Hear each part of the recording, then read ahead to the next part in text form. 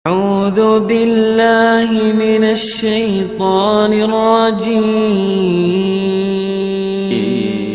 أنفسكم ولكم فيها ما تدعون نزلا من غفور رحيم ومن أحسن قولا ممن دعا إلى الله وعمل صالحا وقال إنني من المسلمين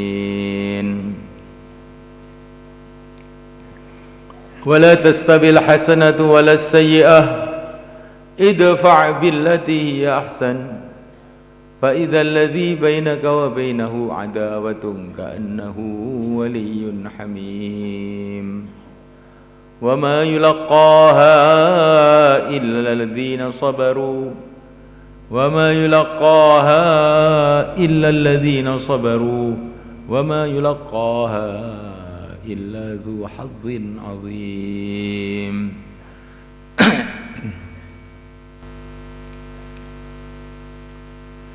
Para ulama,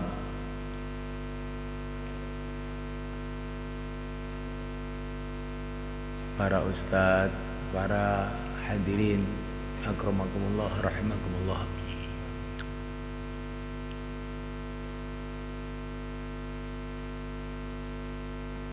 Di dunia ini ada dua kehidupan.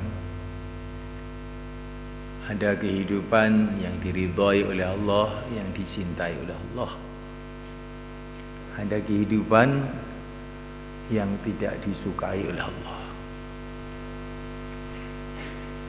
Maka kita duduk sama-sama di sini ini untuk usaha memperbaiki kehidupan kita.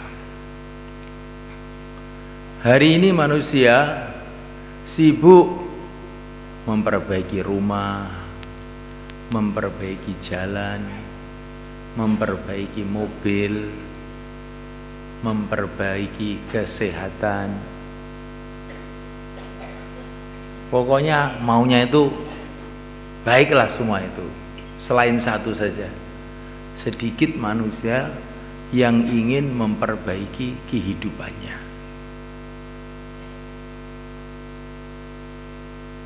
Maka di sekolah-sekolah itu ada pelajaran perbaikan teknologi, perbaikan ekonomi, perbaikan pembangunan, perbaikan segala macam perbaikan itu ada semua. Kecuali perbaikan kehidupan itu jarang kita dengar. Sehingga tambah hari rumahnya tambah baik, tapi kehidupannya tidak baik. Jalannya tambah baik, tapi kehidupannya tidak tambah baik. Bangunan-bangunannya tambah baik, tapi kehidupannya tidak tambah baik. Hadirin dimulakan Allah Ta'ala, apa gunanya orang itu punya pakaian bagus, tapi badannya rusak, bonyok semuanya. Beli sepatu harga 10 juta, tapi kakinya itu busuk, apa gunanya? Begitu juga malaikat Allah Ta'ala, rumahnya baik, badannya baik, tapi kalau kehidupannya tidak baik itu seperti itu, akhir-akhirnya itu tidak ada gunanya. Para nabi, para rasul alaihi wassalam diutus oleh Allah SWT untuk memberikan contoh kepada kita kehidupan yang baik. Para nabi, para rasul tidak berpikir memperbaiki rumah-rumah, memperbaiki teknologi, memperbaiki jalan-jalan. Bukan itu yang dipikirkan. Memperbaiki kehidupan manusia. Kalau kehidupan manusia ini baik, maka Allah ridha kepada manusia ini, maka Allah akan mudahkan seluruh kehidupannya, baik kehidupan dunianya maupun kehidupan setelah dunia ini.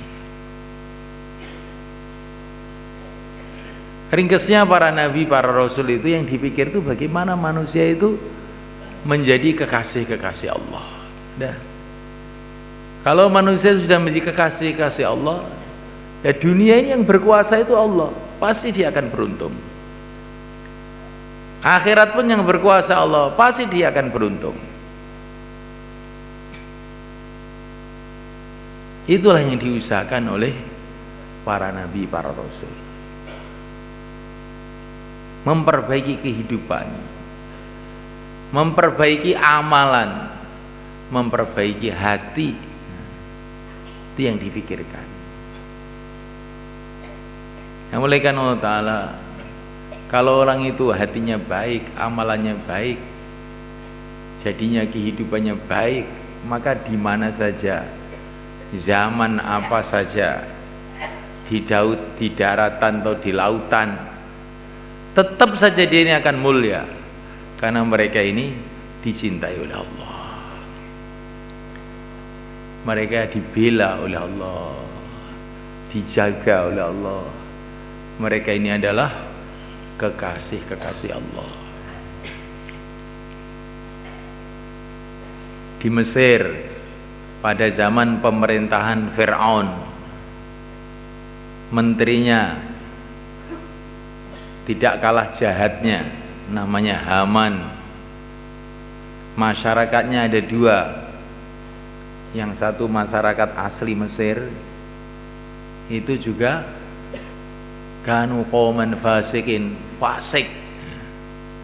Yang kedua orang-orang muhajirin, yaitu Bani Israel. Bani Israel ini sebetulnya orang Islam, tapi orang Islam yang sudah lupa dengan agamanya. Nabi Musa alaihissalam dalam suasana yang seperti itu, suasana politik merugikan, suasana masyarakat merugikan, suasana ekonomi apalagi lebih merugikan lagi. Pokoknya masalahnya itu segala macam masalah. Tapi Nabi Musa tetap saja mulia, tetap saja sukses. Ini Allah ceritakan dalam Quran.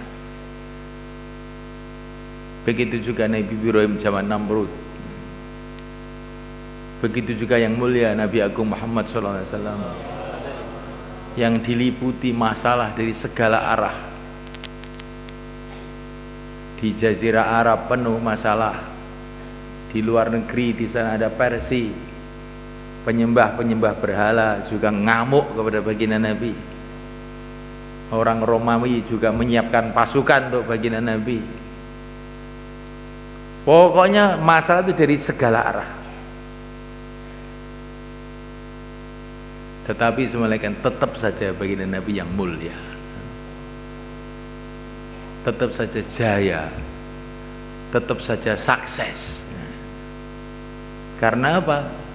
Kesuksesannya bukan karena hartanya, kesuksesannya bukan karena politik, kesuksesannya bukan karena ekonomi. Suksesnya itu karena hubungan beliau dengan Allah. Inilah kehidupan orang-orang yang dicintai oleh Allah. Sof awalnya para nabi, para rasul. Kemudian setelah itu para sahabat. Ini para sahabat ini bukan nabi, bukan rasul. Asalnya orang-orang kafir. Tapi mereka ini pengikut setia dari yang mulia Nabi Agung Muhammad SAW. Rijalun sadaku ma'ahadullah alaih. Mereka ini orang yang betul-betul menepati janjinya kepada Allah. Faminhum man qadha nahbah wa minhum man yantazir. Mati dalam keadaan menepati janji. Yang masih hidup juga tetap berpegang pada janjinya. Ini para sahabat. Bukan tipe orang-orang yang kumatan.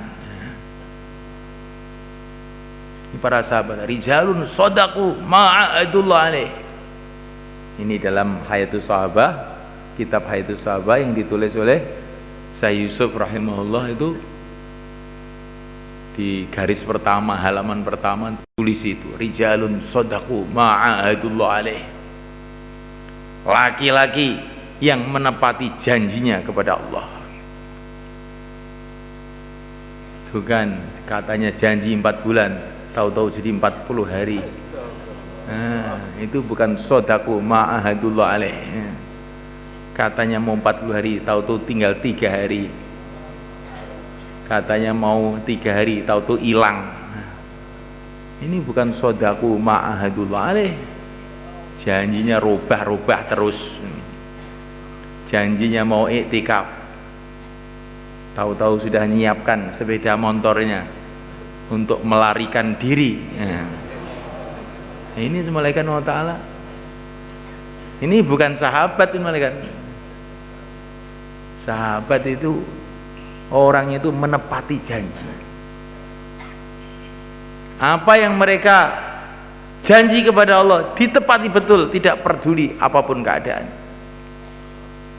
Ketika yang mulia Nabi Agung Muhammad SAW wafat, terjadi guncangan-guncangan yang luar biasa. Saking sedihnya para sahabat dengan wafatnya baginda Nabi ini, sebagian itu mengatakan, alangkah beruntungnya bila aku mati sebelum beliau, sehingga saya tidak mengalami kesedihan semacam ini. Tapi temannya, kalau saya tidak, katanya,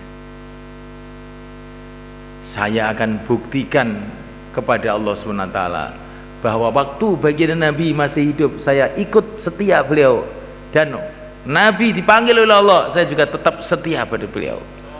Nah, ini sahabat begitu, saudara. Nggak ada sahabat yang mengatakan, saya ini kan bukan Nabi, bukan Rasul, dan Nabi sudah dipanggil oleh Allah, ya sudah, saya akan kembali kepada keyakinan masing-masing, macul. Dagang urusan agama ini itu urusannya Nabi, saya ini bukan Nabi, bukan Rasul. Nggak ada sahabat yang begitu itu. Begitu Nabi wafat, ayung qasuddin wa ana hayy, kata Sayyidina Abu Bakar, apakah agama akan dikurangi sedangkan saya masih hidup? Nah, itu semangatnya para sahabat. Semoga menjadi semangat kita juga. Akhirnya para sahabat ini, walaupun mereka bukan Nabi, walaupun mereka bukan Rasul, tapi mereka dibela oleh Allah, dibantu oleh Allah, diberkati oleh Allah. Setiap ada pasukan pada zaman sahabat sudah pada wafat, akhir-akhir zaman sahabat, setiap ada pasukan perang, maka panglimanya itu bertanya kepada pasukannya, apakah di sini ada orang yang pernah melihat Rasulullah? Oh, masih ada. Ini ada 2 orang. Oh, sudah, nggak masalah, mesti menang kita. Bismillah, berangkat. Jadi wujudnya sahabat itu, datangnya sahabat itu sudah mendatangkan kemenangan. Karena datangnya sahabat itu berarti datangnya pertolongan Allah. Setelah sahabat pada wafat semua, zaman tabi'in, maka setiap ada pasukan Islam mau perang, maka panglimanya tanya, di sini apa ada yang pernah melihat sahabat? Oh, ada, masih banyak. Oh, sudah, kita mesti menang. Bismillah. Nah, setelah zaman tabi'in habis, orang-orang yang pernah melihat sahabat ini pada mati, datang zaman tabi'in. Begitu umat Islam, setiap ada perang ditanyakan, ada orang yang pernah melihat tabi'in, pernah melihat orang yang pernah melihat sahabat? Ada enggak? Oh, ada. Oh, sudah, bismillah, menangnya. Nah, kayak begitu semua kan. Jadi orang-orang dulu itu kalau perang bukan ngitung pasukannya berapa, senjatanya berapa, strateginya bagaimana, itu nomor 30. Nah, nomor 30 yang dipikirkan, ada orang-orang yang bisa mendatangkan nusratullah apa enggak ini. Nah, pada zaman Sayyidina Abu Bakar As-Siddiq radhiyallahu ta'ala anhu, pasukan Islam menghadapi musuh yang banyak sekali. kirim surat ke Madinah. Ini pasukan Islam menghadapi musuh banyak sekali, minta bantuan dari Madinah. Oh iya, dibantu oleh Sayyidina Abu Bakar. Berapa ribu orang bantuannya? Bantuannya 1 orang tok, namanya Amr. Amr ini kebanyakan orang tidak kenal, sahabat yang istilahnya sahabat muda yang bukan termasuk tokoh sahabat, itu bukan. Sudah tak kirim 1 orang, ini sudah cukup kok 1 orang aja. Begitu Amr datang, pasukan kafir lari semua. Ada apanya itu? Punya tangan berapa, punya kaki berapa Amr itu? Sama aja dengan yang lain. Hubungannya kepada Allah itulah malaikat. Pada zaman Sayyidina Umar bin Khattab terjadi hal yang sama. Sayyidina Umar ini mengatakan, ini saya kirim 4 orang bala bantuan. Ngirim bala bantuan kok 4 orang, gimana? Begitu 4 orang itu datang, langsung kemenangan diraih oleh orang Islam. Orang Islam tidak pernah menang karena senjatanya, karena jumlahnya, tapi karena mutunya orang-orangnya, hubungannya kepada Allah, itulah yang bikin mereka sukses.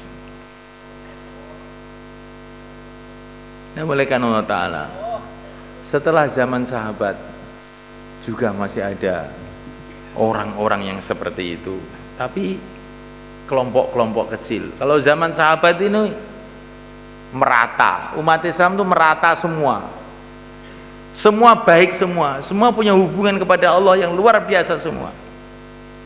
Laisa fi ashabi Muhammadin husalah, tidak ada orang geresean di kalangan para sahabat, semua orang bermutu semua. Di para sahabat itu laki-lakinya, wanitanya, anak-anaknya, pejabatnya, rakyatnya itu orang bermutu semua. Nggak ada orang yang istilahnya itu geresean, murahan, nggak ada. Semua orang bermutu semua. Tapi setelah zaman sahabat itu ada juga orang bermutu, tapi tidak merata. 1 orang, 2 orang, 1 keluarga, 2 keluarga, begitu. Akhirnya pertolongan Allah Subhanahu wa Ta'ala itu datang juga cuman kepada beberapa orang, beberapa keluarga, beberapa kampung, begitu saja. Tapi zaman sahabat dulu tidak, pertolongan Allah datang kepada umat, karena yang baik itu umat, semua umat itu baik pada waktu itu. Laisa fi ashabi Muhammadin khutala. Maka kita ini sekarang memulaikan usaha bagaimana yang baik itu umat. Ya, supaya baik itu bagaimana? Semua usaha kebaikan. Maka petani, pedagang, Pak Lurah, Pak Camat, Pak Bupati, Pak Gubernur, semua keluar 4 bulan. Insyaallah malaikat. Kita tidak ingin jadi gubernur, tidak, gubernurnya sudah ada. Nah, kalau nanti kita mendaftarkan malah repot, bayarnya banyak. Kita ingin Pak Gubernur itu 4 bulan. Enak saja 4 bulan. Ini bukan enak saja masalahnya, supaya semua itu jadi baik. Zaman sahabat dulu itu pejabat-pejabatnya itu wali-wali semua kan. Pejabatnya itu bangsa Sayyidina Abu Bakar Siddiq radhiyallahu ta'ala anhu. Orang yang dapat salam dari Allah SWT. Pejabatnya itu bangsa Sayyidina Umar bin Khattab radhiyallahu ta'ala anhu, yang kalau berjalan setan aja lari. Setan itu lari. Dalam hal itu sahabat dijelaskan kalau Sayyidina Umar berjalan, setan-setan itu pada lari pontang-panting, tidak karuan. Pejabatnya bangsa Sayyidina Utsman bin Affan radhiyallahu ta'ala anhu, yang para malaikat pun malu dengan Sayyidina Utsman. Saking baiknya Sayyidina Utsman tuh, malaikat pun malu pada Sayyidina Utsman. Sayyidina Utsman itu semuanya kan diriwayatkan Imam Suyuti, itu Rasulullah sudah wafat ketika beliau jadi khalifah itu. Kadang-kadang beliau ini melihat Nabi itu melek, melek-melekan, bukan Nabi itu melek-melekan, saking kuatnya rohaninya itu pejabatnya kayak Sayyidina Ali bin Abi Thalib radhiyallahu ta'ala anhu. Saya lebih hafal jalan-jalan di langit daripada jalan-jalan di Madinah, katanya. Ini pejabat apa ini? Pejabat langit apa bagaimana? Saya lebih hafal jalan-jalan di langit daripada jalan-jalan di Madinah. Malaikat Allah Ta'ala, panglimanya itu Sa'ad bin Abi Waqqas. Kalau ada orang buta datang ditiup langsung melek. Ada orang lumpuh, berangkat, sudah langsung lari. Itu panglimanya itu bangsa kayak begitu. Itu pejabat-pejabatnya, tentara-tentara zaman sahabat. Kita nggak bisa bayangkan itu kok bisa begitu tuh, bagaimana? Sekolahnya di mana? Pesantrennya di mana? Mereka itu sebabnya kayak begitu itu karena menceburkan diri total zahir batin dalam perjuangan yang mulia Nabi Agung Muhammad SAW. Sudah gitu sebabnya. Cuman itu aja sebabnya. Ringkasnya itu aja. Zahir batin total mereka ini pokoknya serah bongkoan derek Kanjeng Nabi. Ngono-ngono tok asline. Dari itulah mereka mendapatkan kemuliaan-kemuliaan yang luar biasa. Nah, mulaikan Allah Subhanahu wa taala. Nah, kita duduk sama-sama di sini untuk merenungi kehidupan yang mulia itu. Kehidupan para nabi, para sahabat, kehidupan wali-wali Allah setelah itu. Kehidupan wali songo. Ini orang akhir ini mereka. Bagaimana orang akhir? Wali songo itu orang akhir, baru 400 tahun yang lalu. Tapi ketika mereka ini total mengikuti yang mulia Nabi Agung Muhammad SAW dalam keyakinannya, dalam ibadahnya, dalam perjuangannya, dalam kesabarannya, dalam takwanya, sayangnya kepada umat, Allah tidak sia-siakan. Karena Islam ini semuanya Allah datangkan untuk sampai hari kiamat.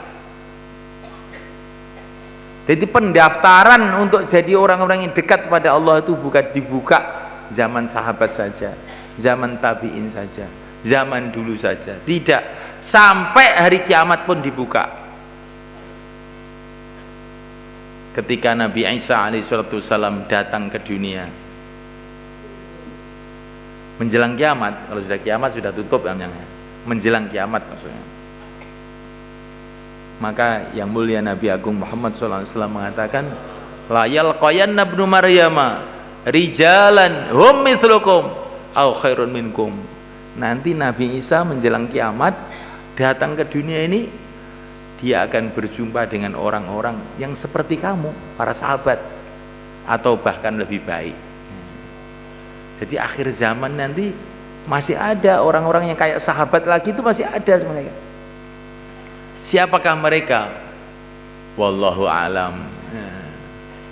Tapi kalau kita ini usaha perjuangan mereka, usaha menghidupkan agama, usaha perbaikan, entah nanti yang dipilih itu siapa, tapi karena kita ikut memulai bangun umat ini, semoga nanti ketika orang-orang yang mulia-mulia itu diwujudkan oleh Allah, kita pun dapat pahalanya juga, insyaallah. Malaikat kita ini kayak guru ngaji Iqra, malaikat cuma gitu tok, bisanya cuma itu. Tapi kita berharap setelah itu murid kita itu ngapalin Quran, qiraah sab'ah ya. Sedangkan gurunya tetap aba aja, yang bisanya yaitu, tapi muridnya sudah jadi hafid Quran. Insya Allah gurunya itu juga dapat pahala. Karena tidak ada hafid Quran kalau tidak ada aba itu. Coba semalekan. Maka walaupun kita ini ibaratnya itu batu-batu kali yang jelek, tetapi yang istiqomah, nah, mungkin dari batu-batu kali yang jelek itu nanti bisa jadi pandemen bangunan umat yang bagus, sehingga muncul orang-orang baik, muncul ulama-ulama, muncul pejuang-pejuang, muncul aulia-aulia. Lah kita yang dulu memulai, semoga kita dapat barokahnya, insyaallah. Malaikat, jangan kita sombong. Kita ini pokoknya walaupun batu kerikil, tapi batu kerikil yang kenceng itu loh, jangan batu kerikil yang meslek, nah, yang akhirnya itu malah membuat orang terpeleset, kakinya buntung. Nah, batu kerikil yang bisa jadi cor, yang kuat. Maka nanti itu, ini pasti semalekan, umat ini satu saat akan kembali kepada zaman sahabat, itu pasti. Dalam hadis riwayat Bazzar itu, umat ini akan kembali kepada khilafah ala minhajin nubuwah pada akhirnya. Islamnya akan menang kembali, orang-orang akan berbondong-bondong masuk Islam lagi, agama selain Islam akan hilang. Ini sudah janji-janji Nabi, pasti, nggak perlu diamini, pasti itu.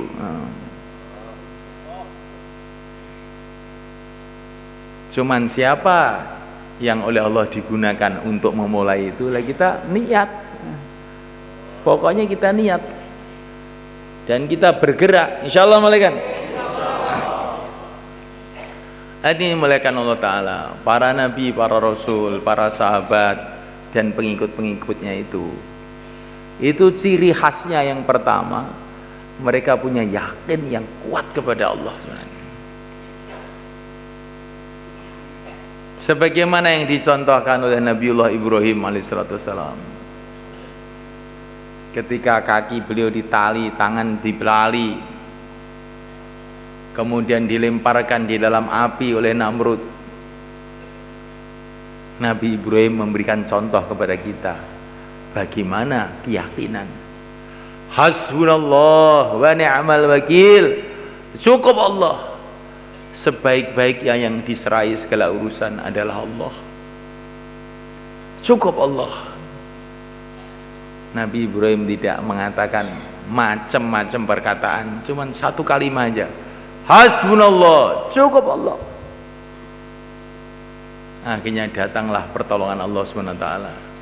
Tiba-tiba api yang panas oleh Allah dijadikan sejuk dan menyelamatkan buat Nabi Ibrahim alaihissalam.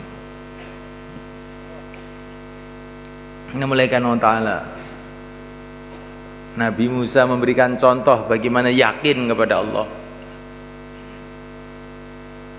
Wa ufawwidu amri ilallah, innallaha basirum bil ibad.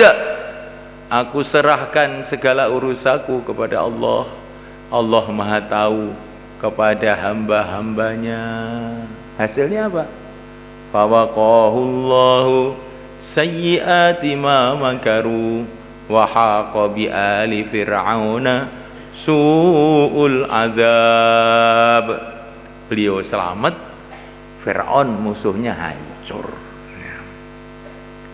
Jadi hancurnya Fir'aun bukan dengan senjata, bukan dengan tentara, tapi dengan keyakinan yang luar biasa dari Nabiullah Musa ini. Begitu juga Sayyidul Anbiya Nabi Agung Muhammad SAW di Uhud, depannya pasukan kafir, belakang, kanan, kiri. Beliau berteriak, Allahumma iyyaka na'budu wa iyyaka nasta'in. Hanya Engkau yang aku sembah ya Allah, hanya Engkau yang aku mintai tolong. Ini kalau mengucapkan ini waktu sholat, semua sih bisa. Ini waktu di tengah-tengah pertempuran, depan pedang, belakang pedang, kanan kiri pedang. Apa yang dibuat? Iyyaka na'budu wa iyyaka nasta'in. Langsung tuh orang kafir terpental semua, mencelak. Nah, Maka kata para ulama, iyyaka na'budu wa iyyaka pelajari di masjid, diucapkan di masjid, prakteknya di medan juang. Nah, itu prakteknya di medan juang. Sebelum itu kita latihan dulu. Pokoknya menghadapi apa-apa, Allahumma iyyaka na'budu wa iyyaka nasta'in. Hanya Engkau yang aku sembah, hanya Engkau yang aku mintai tolong. Menghadapi siapa saja, menghadapi teman, menghadapi lawan, menghadapi istri, menghadapi anak. Baru menghadapi istri aja sudah takut. Sudah lupa, iyyaka na'budu wa iyyaka nasta'in, lupa. Dibayani 1 jam, hilang semua.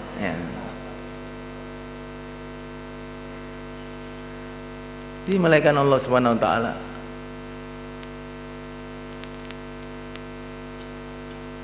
Jadi itu dulu baginda Nabi itu begitu ngajari malaikat. Ngajari iman itu diajarkan di masjid, dipraktekkan di dalam perjuangan. Nabi ngajari bismillah. Kita kan sudah biasa tuh baca bismillah. Mau makan bismillah, mau minum bismillah. Nabi bukan begitu saja malaikat. Waktu dalam satu pertempuran, Sayyidina Thalhah radhiyallahu ta'ala anhu ini dibacok sama orang kafir. Dibacok maka ditangkis gitu. Maka Nabi, oh keliru. Nah, coba ketika kamu dibacok ucapkan bismillah, malaikat akan datang ngangkat kamu ke langit. Gak lulus. Nah, coba semalaikat Allah Ta'ala. Karena Nabi itu ngajari para sahabat tuh ingat kepada Allah tuh setiap saat, setiap keadaan. Justru di saat suasana-suasana itu mengajak kita lalai, kita ingat kepada Allah. Lah itu yang hebat cuma. Dalam suasana zikrullah di masjid Allah, kita mengingati Allah, itu fadilahnya juga besar. Kita dapat barokahnya majelis zikir. Tetapi semuanya kan di tengah-tengah orang kafir, di tengah-tengah panasnya perjuangan, di tengah-tengah kesulitan kita zikir pada Allah. Wah, itu juga ada keistimewaannya yang khusus semuanya. Itu termasuk yang dikerjakan para nabi dulu. Kayak Nabi Musa alaihissalam, depannya lautan, belakang pasukan Fir'aun. Semua teman-temannya ketakutan. Kala inna ma'ya rabbi, jangan terkesan Tuhanku bersama aku. Nah, ini semua malaikat mengatakan Tuhanku bersama aku dalam keadaan tenang, tenteram, aman. Itu semua malaikat juga barokahnya besar. Tapi kalau di tengah-tengah kesulitan, Tuhanku bersama aku, betul-betul dari lubuk hati, itu yang akan mendatangkan nusratullah ghaibiyah kepada kita. Tiba-tiba lautan jadi jalan raya, double fungsi untuk menyelamatkan Nabi Musa dan pasukannya dan sahabatnya, dan untuk menghancurkan Fir'aun dan pasukannya. Yakinnya kepada Allah itu para nabi itu luar biasa kan? Tandanya yakin kepada Allah itu bagaimana? Menghadapi lawan, menghadapi kawan yang diingat Allah. Karena kawan tidak bisa menolong tanpa Allah, lawan juga tidak bisa membahayakan tanpa Allah. Berjumpa Jibril Nabi Ibrahim, hasbunallah. Berjumpa Namrud juga hasbunallah, wiridnya sama. Namrud tidak bisa membahayakan tanpa Allah, Jibril pun tidak bisa menolong tanpa Allah. Ketemu Jibril hasbunallah, ketemu Namrud hasbunallah. Nah, ini namanya imannya lurus. Kita belajar begitu semuanya kan, insyaallah malaikat. Kalau menghadapi kemudahan kita ingat kepada Allah, kalau menghadapi kesulitan lupa kepada Allah, ini iman lemah namanya. iman lemah. Wa minan nasi may ya'budullah ala harf, iman mirang-miring ya. Kalau suasananya mendukung, ingat Allah, Allah. Tapi kalau suasananya tidak mendukung, sudah lalai semuanya. Lali, nah, ini iman yang lemah. Lah iman yang dikehendaki itu keadaan apapun, Allah, Allah, Rabbi la usyriku bihi syai'a. Baginda Nabi mengatakan kepada Sayyidina Ali, ya, kalau menghadapi masalah-masalah, Allah, Allah, Rabbi la usyriku bihi syai'a. Nah, mulaikan Allah Ta'ala imannya itu Masya Allah para anbiya, imannya kepada Allah, yakinnya kepada Allah. Ketika Nabi dakwah sampai akhirnya hijrah ke Madinah, dakwah tambah mengembang, berbondong-bondong orang masuk Islam. Raja Persia, raja terbesar saat itu marah, karena dikirimi surat sama Nabi diajak masuk Islam, mau marah.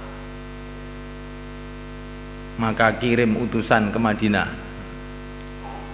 hentikan itu kerja-kerja kamu, kalau tidak akan saya hancurkan kamu dengan seluruh bangsa kamu, kata Raja Persia. Utusannya itu duta besar Persia itu 2, kumisnya panjang, jenggotnya bersih gitu, kayak Gatot Kaca. Maka Nabi itu loh ditakut-takuti seperti itu, nggak jawab apa-apa, malah memperhatikan kumisnya itu. Kamu kok kumisnya dipanjangkan, jenggotnya dipotong itu, yang nyuruh siapa? Kata Nabi. Loh, ini duta besar negara Persia ditanya masalah kumis oleh Nabi itu, ya kan, ya aneh Nabi itu. Nah, Nabi itu yang diperhatikan itu. Diceritakan Persia akan menyerbu Madinah, akan dihancurkan di Madinah. Nabi itu malah nggak jawab. Kumis kamu panjangkannya, nyuruh siapa? Nah, katanya duta besar Persia itu, yang menyuruh Tuhan saya. Tuhan kamu itu siapa? Raja Persia. Oh, kalau Tuhan saya menyuruh panjangkan jenggot, tipiskan kumis, kata Nabi.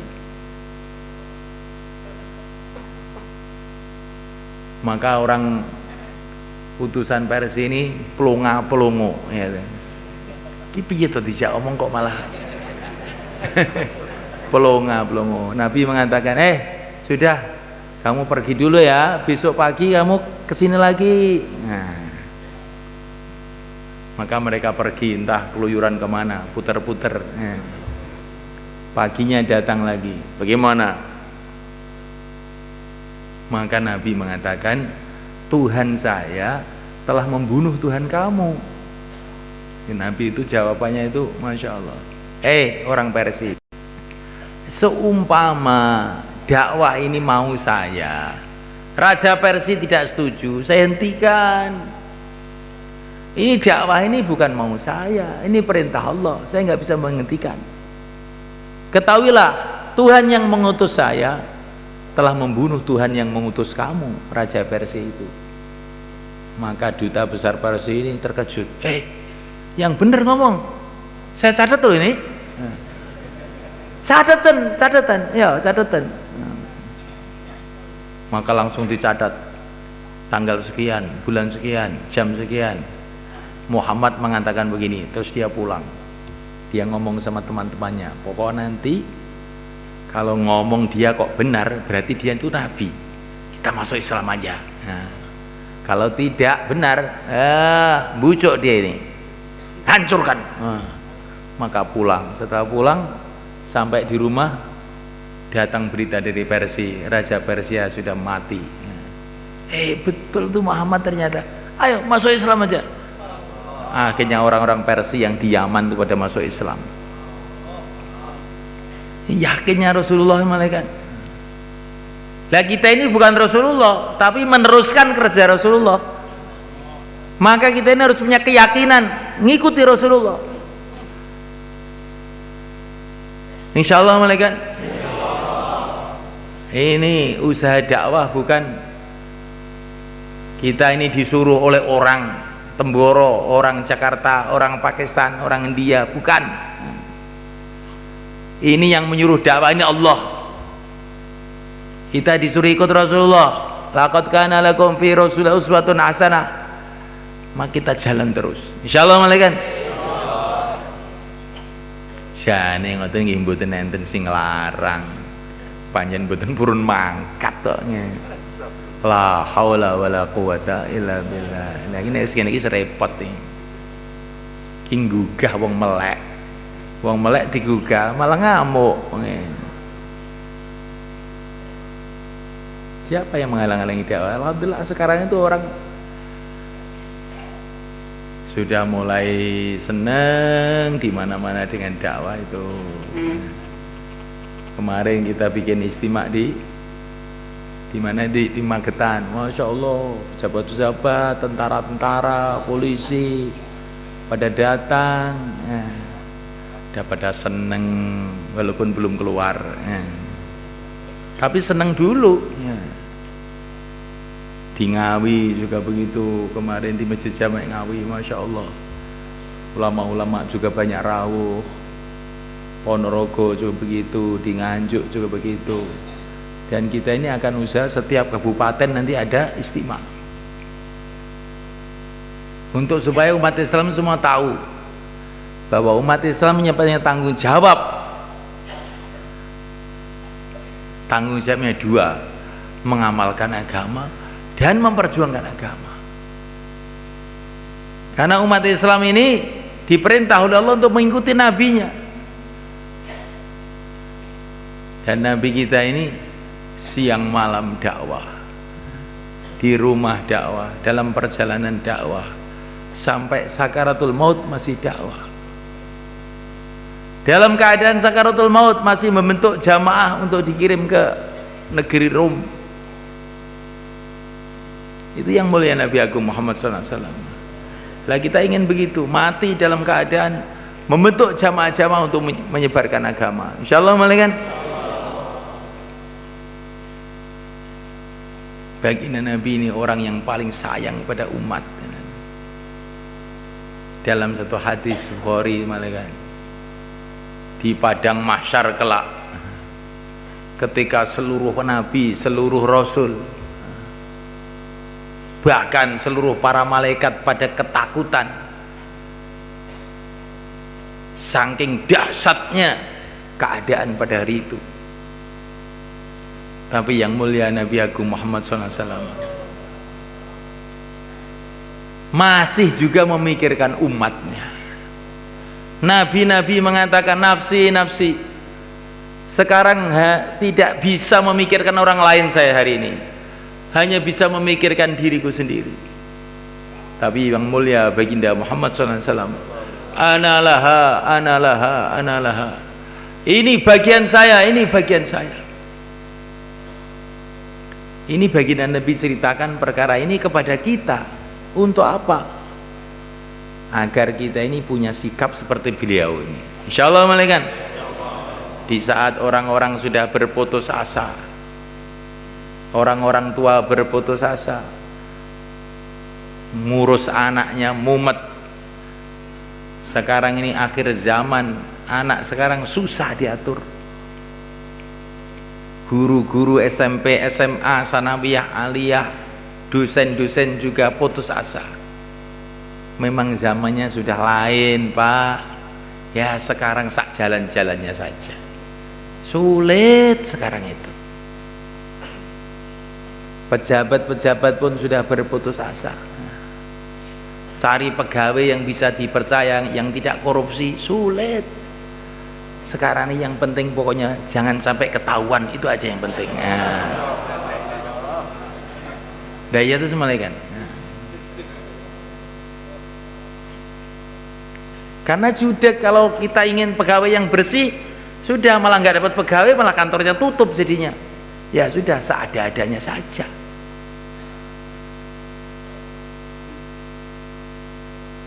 Bagaimana semalaikan? Ini anu loh, ini masalah kerisauan, bukan mau menjelekkan seseorang. Bahkan kiai-kiai pun putus asa.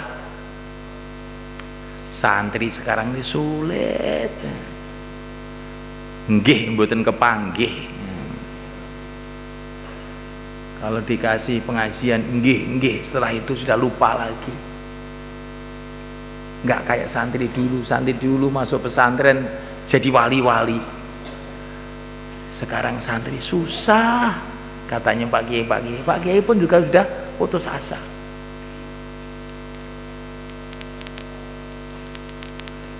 Jadi ini zaman putus asa, kayak di padang mahsyar zaman sekarang ini. Zaman orang itu putus asa. Maka Nabi mengatakan ya'ti 'alan nasi zamanun yashukkuna fil jihad. Fajaitu yaumaidin fa inal jihada yaumaidin hadir. Akan datang satu masa manusia ragu berjuang itu masih ada gunanya enggak? Saking susahnya keadaannya. Berjuanglah pada hari itu, maka berjuang pada hari itu akan disegarkan kembali oleh Allah. Mungkin saat inilah semalekan banyak orang tuh ragu perjuangan masih ada gunanya atau tidak, umat masih bisa diperbaiki atau tidak. Kata Maulana Said Khan, ini seorang ulama di Pakistan, beliau mengatakan kalau kita di rumah lama-lama mesti putus asa, kata beliau.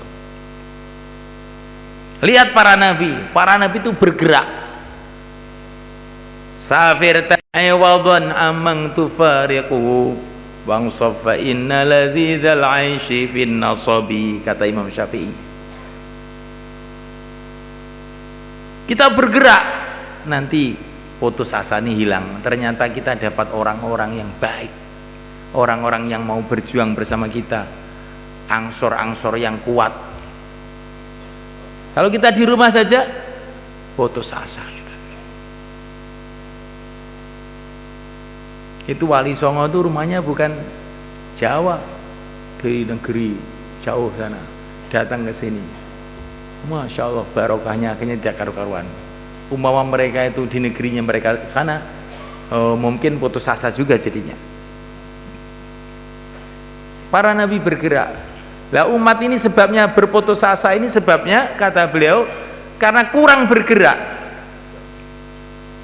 Hanya memikirkan lingkungannya sendiri aja, lama-lama sumpek. Ngurus kampungnya sumpek. Kampung saya ini kok susah sekali. Dah, yang penting pokoknya santri saya sudah. Akhirnya dipikir santrinya, tapi santrinya ini dipikir juga nggak mau baik, karena lingkungannya jelek. Akhirnya santrinya nakal-nakal. Akhirnya kiai itu mundur lagi. Sudah, yang penting anak istri saya aja. Anak istri dipikirkan, ternyata anak istrinya itu juga nggak mau dipikirkan. Suruh wiritan lah, nonton TV aja. Akhirnya Pak Kiai mundur lagi. Sudah, kita nonton bareng-bareng. Masya Allah. Ini gambaran mereka. Jadi orang itu kalau tidak mau bergerak itu akhirnya itu melimpes, lama-lama putus asa, tambah sudah nggak karu-karuan. Tapi kalau kita bergerak, ternyata di sana ada orang yang masih cinta agama. Bergerak lagi, ternyata masih ada orang yang semangat. Bergerak lagi. Dalam negeri, luar negeri, ternyata di Eropa pun banyak orang yang suka agama. Jamaah 4 bulan dikirim ke Amerika. Orang Jakarta, orang Blitar, orang mana-mana itu. Orangnya itu loh, nggak bisa bahasa Inggris. Yang bisa bahasa Inggris cuma 1-2 orang. Itu pun Inggrisnya juga nggak baik. Datang ke Amerika 4 bulan, yang masuk Islam banyak sekali. Akhirnya mereka itu, ternyata janji Allah akan menolong orang-orang yang berjuang itu masih berjalan ternyata. Sing ngarani hapus sapa? Ya kowe kuwi to. Tapi ini buktinya kalau kita ini mau keluar. Kalau nggak mau keluar, kita ini mumet sendiri. Mumet sudah. Ini agama ini fitrahnya itu memang harus gerak. Rasulullah itu orang gerak, para sahabat itu masyarakat gerak. Al-Muhajirin wal Ansor itu masyarakat gerak. Nabinya nabi gerak, umatnya harus umat gerak. Kalau umatnya diam, lama-lama terus putus asa. Nggak usah disembelih, nggak usah dikasih baygon, sudah kamu duduk aja 1 tahun gitu, mati nanti. Nggak usah diapa-apakan, gue suruh duduk, jangan boleh kemana-mana, kamu duduk aja ya di situ, duduk. Jangan pergi mana-mana. 1 tahun nanti kakinya sudah lumpuh, tangannya sudah lumpuh. Begitu juga umat ini semalekan. Kalau diem nanti itu jadi lemas, loyo. Jamaah kemarin dikirim ke Timika sana di Irian. Masya Allah, itu di tengah hutan oleh kan. Ada kampung-kampung yang mereka itu ngaku keturunan orang Arab, memang wajahnya wajah Arab, tapi mereka ini di tengah hutan, 20 kampung. Sambutannya luar biasa teman-teman, seneng didatangi jamaah itu, belajar sholat, belajar wudhu. Saking lamanya mereka tidak mendengar informasi agama. Coba semalekan, akhirnya jamaah itu semangat. Pak Dr. Ainul sekarang sana. Dikirim jamaah ke Papua New Guinea, ke sana lagi, Irian ke sana lagi. Masya Allah, kemarin dari orang-orang Irian dikirim ke sana. Ceritanya kemarin ke sini, Masya Allah. Itu di sana umat Islam sedikit semalekan. Tetapi orang itu masuk Islam begitu mudah sekali di sana itu. Itu jamaah itu ya mungkin karena bicaranya terlalu kasar atau bagaimana, orang kampung tuh marah. Kampung tuh marah, gubernurnya calon gubernur datang. Jangan marah. Ini orang-orang baik. Saya siap menerima Islam katanya. Malah calon gubernurnya itu malah membela jamaah itu. Sehingga itu hotel yang ditempati itu pada masuk Islam semua. Masya Allah, orang Irian, orang Papua New Guinea, orangnya kayak orang Irian gitu. Tapi di sana sudah lebih baik, sudah berpakaian, sudah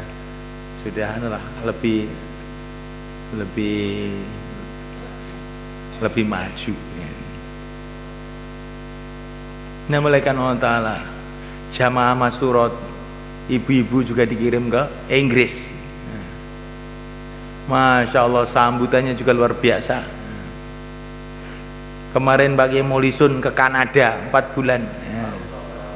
Pak Mulison ini ngerti ini cara Jawa tok asline. Kok ke Kanada? Katanya Pak Mulison, saya mau menyerbu Kanada dengan 9 pasukan, 9 orang. Sambutannya luar biasa semuanya kan.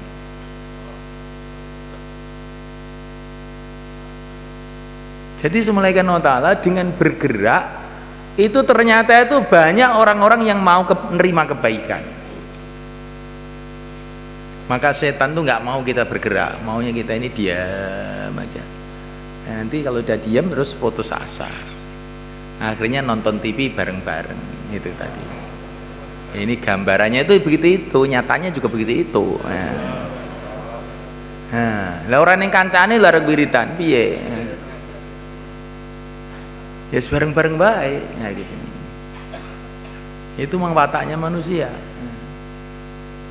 Maka semalakan kita bergerak. Insya Allah malaikat bergerak dengan membawa yakinnya Rasulullah SAW. Bergerak dengan membawa kerjanya Rasulullah SAW, mengajak manusia kepada Allah. Bergerak dengan kasih sayangnya Rasulullah. Wa ma arsalnaka illa rahmatan lil alamin. Hati kita ini dipenuhi dengan kasih sayang pada umat, bukan dengan kemarahan kepada umat, tapi dengan sayang pada umat. Kerja Rasulullah dikumpulkan dalam satu ayat, wa ma arsalnaka illa rahmatil alamin. Tugas kamu ini saja, Wa ma arsalnaka, tidaklah aku mengutus engkau. Maknanya tugas kamu ini toh Muhammad, diringkas ini. Rahmatal alamin, menyayangi umat seluruh alam. Bagaimana menyayangi umat seluruh alam? Diajak pada agama. Kalau tidak diajak kepada agama namanya tidak sayang. Karena orang yang tidak mengamalkan Islam maknanya berbondong-bondong menuju jahanam. Sayang kepada umat itu kalau mereka diajak mengamalkan agama ini. Insyaallah malaikat. Ya, kalau kita ini ada sayang kepada umat, Ar-Rahimuna yarhamuhumur Rahman. Irhamu man fil ardi yarhamkum man fis sama. Orang yang sayang disayangi oleh Allah yang Maha Kasih Sayang. Sayangilah orang di bumi, maka penduduk langit akan menyayangi kamu. Kalau kita ingin disayangi oleh Allah, kita harus menyayangi umat. Dan menyayangi umat itu tidak ada jalan lain kecuali mengajak mereka kepada agama Allah. Insyaallah malaikat. Bergerak ke seluruh dunia malaikat. Jangan kita berpikir bekalnya, kesempatannya, kemampuannya. Enggak. Kita bergerak dengan minta tolong kepada Allah. Allah mampu segala-galanya. Nabi diutus ke seluruh alam. Apakah Nabi pernah bertanya, ya Allah, bekalnya dari mana? Nah, Rasulullah tidak bertanya seperti itu. Bergerak saja. Allah telah memberkati gerak beliau ini. Akhirnya agama sampai ke seluruh dunia, sampai ke Jawa, sampai ke Temboro, ke Madura, kemana-mana, seluruh alam. Insyaallah malaikat. Kita bergerak aja. Nabi Musa dikirim ke Mesir, tidak dikasih bekal apa-apa. Bekalnya satu aja, keyakinan. Innani ma'akuma asma'u wa ara. Hei Musa, Harun, aku bersama kamu. Aku mendengar, aku melihat. Mangkato. Ini bekalnya para nabi itu kefahaman bahwa Allah melihat, Allah mendengar, Allah akan tolong. Bismillah. Itulah bekalnya para nabi. Dan itu pula bekalnya pewaris-pewaris nabi. Insyaallah malaikat.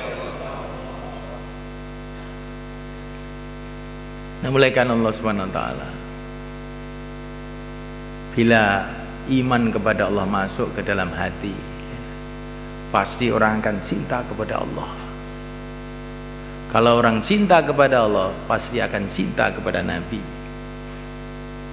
Kalau orang cinta kepada Nabi, pasti cinta kepada sunnah-sunnah Nabi, cinta kepada anak cucu Nabi, cinta kepada umat Nabi, cinta kepada perjuangan Nabi. Itu sudah pasti.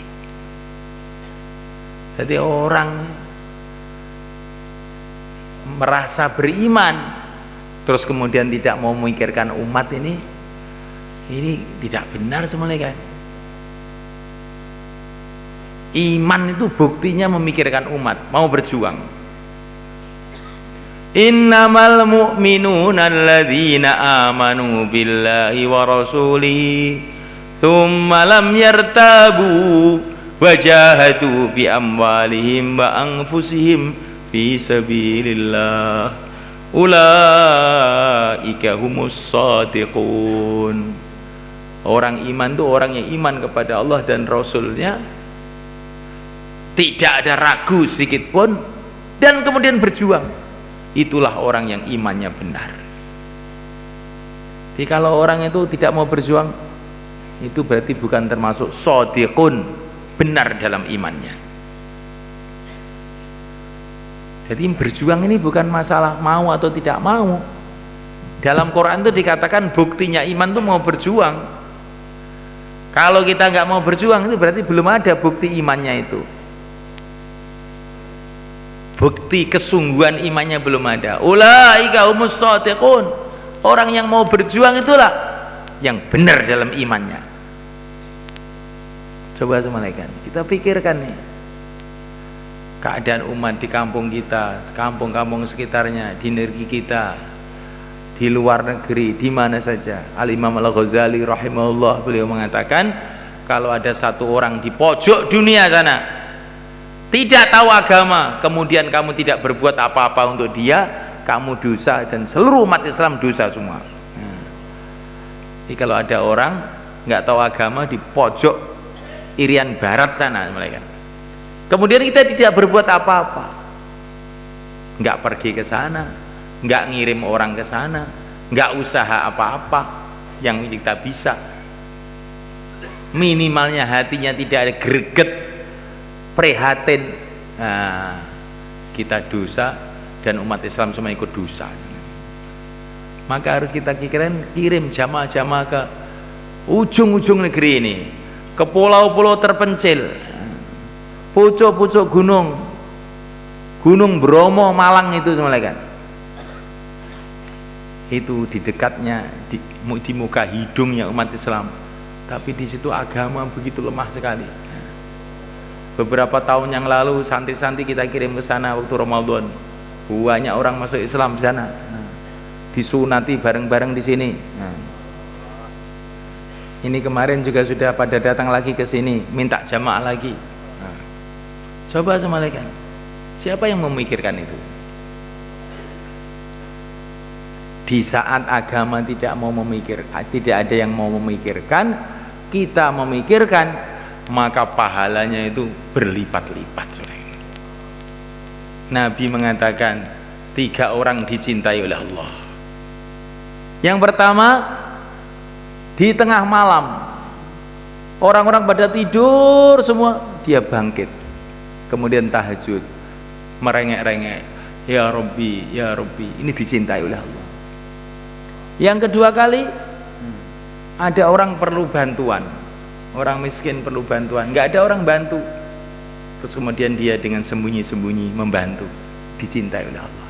Yang ketiga, perjuangan. Di saat orang-orang tidak mau berjuang, lari dari perjuangan, dia maju, tidak peduli apa yang akan terjadi, ini orang dicintai oleh Allah. Ringkesnya semalekan, kalau dalam keadaan orang nggak mau mikir agama, kok kita mikir agama, maka kecintaan Allah kepada kita akan tambah melimpah ruah lagi, insyaallah malaikat. Kalau orang dicintai oleh Allah, tidak khawatir, dunia milik Allah, akhirat milik Allah.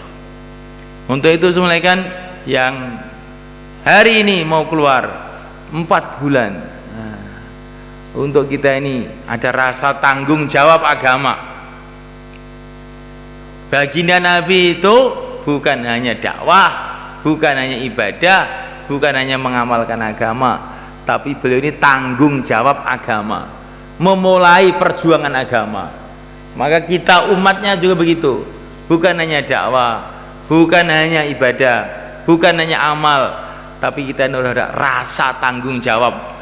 Kalau agama ini merosot, yang tanggung jawab saya, itu dalam hati kita tanamkan. Yang harus memulai saya, dalam hati kita tanamkan, karena Rasulullah dulu yang memulai, saya harus yang memulai. Nah, insyaallah malaikat. Maka yang niatnya 40 hari, kemudian dirubah 4 bulan, silakan berdiri. Taqabbalallah. Monggo. Yang mau keluar 4 bulan, monggo. Ini kok karo Pak Bakir nih kok, jamaah jalan kaki, utai jamaah biasa 4 bulan, monggo.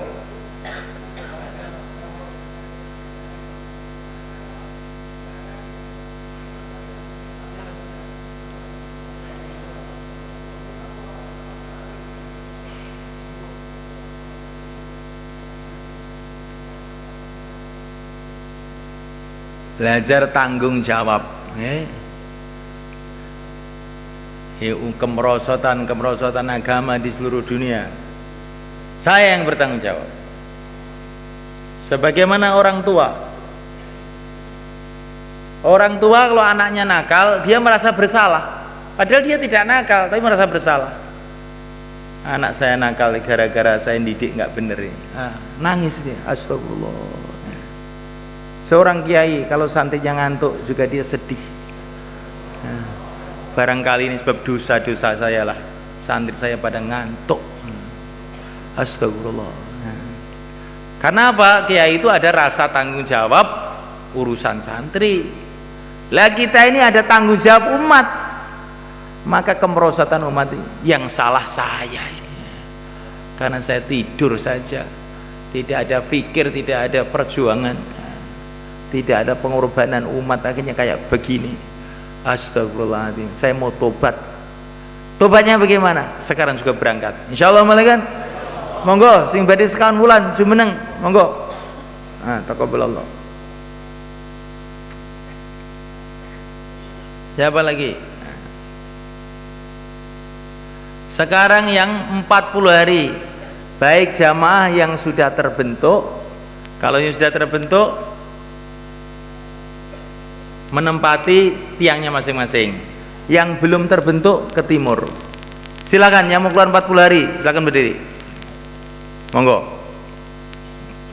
Yang belum terbentuk jamaah ke timur, yang sudah terbentuk jamaah ke nomornya masing-masing di tiang-tiang ini. Taqabbalallah.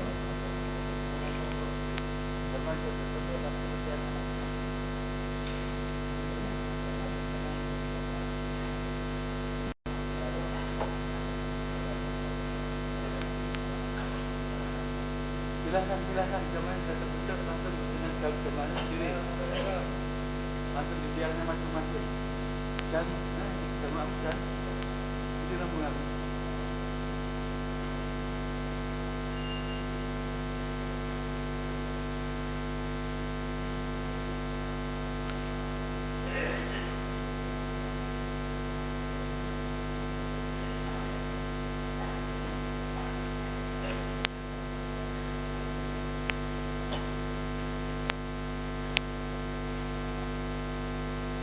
Para ulama mengatakan tanggung jawab agama inilah yang pahalanya paling besar. Kayak pabrik, kan? Pabrik itu penanggung jawabnya, direkturnya itu kelihatannya cuma duduk-duduk saja, tapi dia ini bertanggung jawab. Pokoknya bagaimana pabrik ini maju.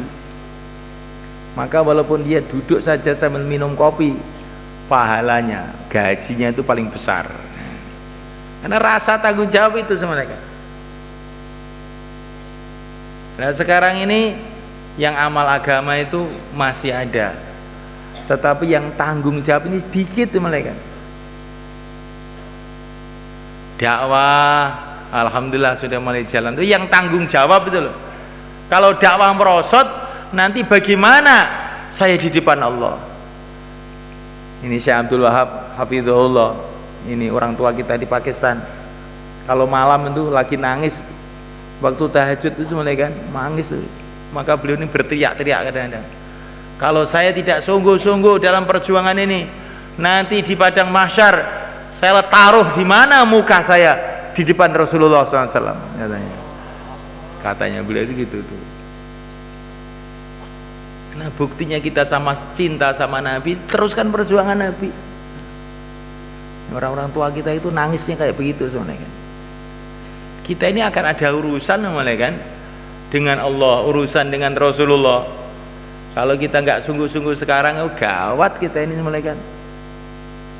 Monggo sinten malih, monggo 40 hari yang mau keluar 40 hari. Insyaallah kita semua niat sebenarnya kan. Ini program-program akan terus sampai Sabtu pagi pemberangkatan jamaah. Kita ini akan mudzakarah bagaimana menghidupkan amal masjid, bagaimana menghidupkan amal rumah, bagaimana perjuangan ini bisa hidup di mana-mana di seluruh dunia. Kita akan mudzakarah, kita akan saling mengingatkan, maka semuanya ikut ambil bagian insyaallah malaikat. Aja namung niki malam bar maghrib tok tumut, mengke bar subuh mboten tumut, mudzakarah enjing mboten tumut, mengke akhirnya pemahaman ini ku mboten sempurna. Pemahaman kita terhadap kerja ini tidak jelas. Karena pemahamannya kurang, akhirnya ya akhirnya kerjanya itu tidak sesuai. Jadi kalau pemahamannya itu lebih baik, nanti insya Allah kerjanya akan lebih baik juga. Insya Allah malaikat. Sekarang malaikat 3344, apa yang telah disampaikan tadi yang masih ingat diulang-ulang. Terus kita janjian kepada teman kita masing-masing kapan 4 bulannya, kapan 40 harinya. Monggo 3344 malaikat bikin halaqah.